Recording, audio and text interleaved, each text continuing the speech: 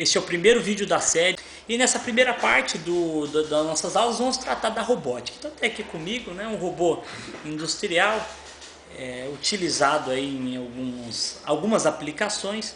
No decorrer do nosso curso nós vamos discutir um pouquinho a respeito dele, né?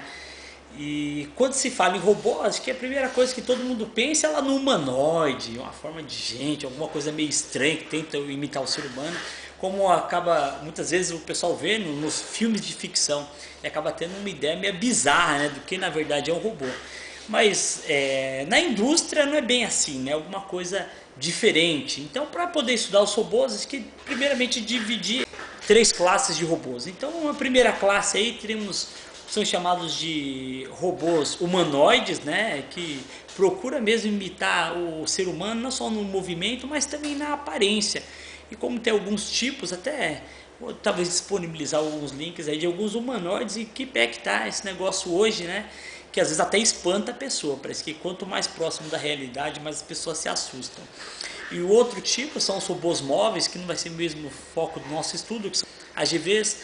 E em última etapa, né, que vai ser o foco do nosso estudo, que são os robôs industriais, que como esse que eu tenho aqui ao meu lado. Então, mas para falar de robô, primeiramente eu acho que para começar a nossa aula, desfazer alguns mitos, né? O primeiro mito que muitas vezes as pessoas fala que a máquina ela substitui o ser humano. Bom, tem partes disso aí que não corresponde bem à realidade, né? Como assim substituir o ser humano? Conheço fulano de tal, entrou uma empresa lá onde ele trabalhava e eles automatizaram e de repente a pessoa foi mandada embora. Então a máquina substitui o ser humano em partes. A máquina ela substitui sim aquilo que é repetitivo. Então, se eu tenho uma tarefa que ela é repetitiva, eu tenho que fazer sempre a mesma coisa, com certeza a máquina ela substitui a pessoa nessa atividade que é repetitiva. Então, tudo que envolve criatividade não tem como substituir o ser humano, não tem como achar substituto para a criatividade. Então, simplesmente a máquina ela não substitui o ser humano no que tange a criatividade, mas no que tange a repetição, sim. Ela foi empregada, o robô ele é utilizado em tarefas repetitivas. Você acaba livrando o ser humano de uma tarefa que poderia causar mal à sua saúde, né? Uma lesão por esforço repetitivo, acidentes muitas vezes, né? Então, trabalhei em empresa metalúrgica, a gente sabe de muitos acidentes que ocorrem com prensas e hoje em dia você coloca lá o robô para alimentar a prensa, então você tirou o ser humano de uma tarefa repetitiva, colocar a peça várias vezes na máquina e o ser humano ele vai ficar livre para trabalhar com tarefas criativas. Esse eu acho que é o primeiro ponto. Então, quando se fala do robô, que a máquina substitui o ser humano, eu não vejo assim. Não existe substituto do ser humano, né? A criatividade, uma obra de arte, quem consegue fazer? Então a máquina é impossível, ela consegue repetir e reproduzir, mas criar jamais. Bom, outra questão que eu acho que também é colocada, né, vencer esse outro mito, que a máquina é inteligente. Na verdade, a máquina não é inteligente, não, o robô ele não é inteligente. Na verdade, ele executa aquilo que uma pessoa com inteligência ela determinou.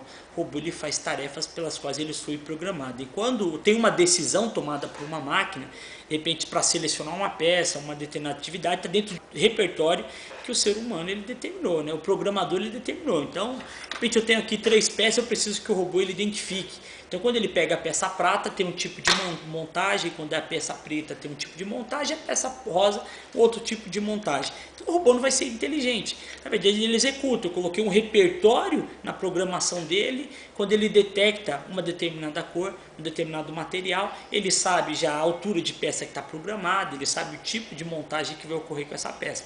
Então, a máquina não vai ser inteligente. Na verdade, a inteligência está no desenvolvimento do software. O robô ele é baseado em um programa e esse programa ele foi desenvolvido. A inteligência está aí. Então, a inteligência é do ser humano, não da máquina. Então, quando nós aprendemos a programação de robô, então precisamos ter isso bem claro, né? Porque ele não vai tomar decisão sozinho. Ele toma a decisão que foi programada. Não foi programado, ele não executa corretamente a tarefa. Bom, e outra questão que eu acho importante também ressaltar, que alguns acham, e já vi alguns comentários nesse sentido, de que a máquina ela é capaz de resolver qualquer problema, que a máquina faz tudo. Na verdade não, né? Vimos a primeira restrição, quando envolve criatividade a máquina não faz. E nem sempre o robô ele vai ser a melhor opção para a sua automação, para os problemas da empresa. Porque tem outros fatores que envolvem também a colocação de um robô. Tem os fatores econômicos, né? Vai ser importante, às vezes vai ser mais caro colocar um robô do que executar, realizar a tarefa de uma outra forma. E também temos questões aí, digamos aí, sociais também, né? Essa primeira parte aí eu considero importante, então agora estamos prontos para trabalhar com automação e conhecer um pouquinho mais a respeito dos robôs industriais. Então nessa série do nosso vídeo nós vamos, vou passar para vocês etapa a etapa a programação desse robô do Fanuc, o modelo aqui é LR-Mate 200C, que é um robô industrial. Nós vamos trabalhar com esse robô dentro de uma estação MPS. Então vamos programar o robô para fazer a montagem de um conjunto que tem 3 peças diferentes. Ele vai ser capaz de executar a montagem de acordo com a peça. Elas têm alturas diferentes, diâmetros internos diferentes e materiais ou cor diferente. Tudo bem?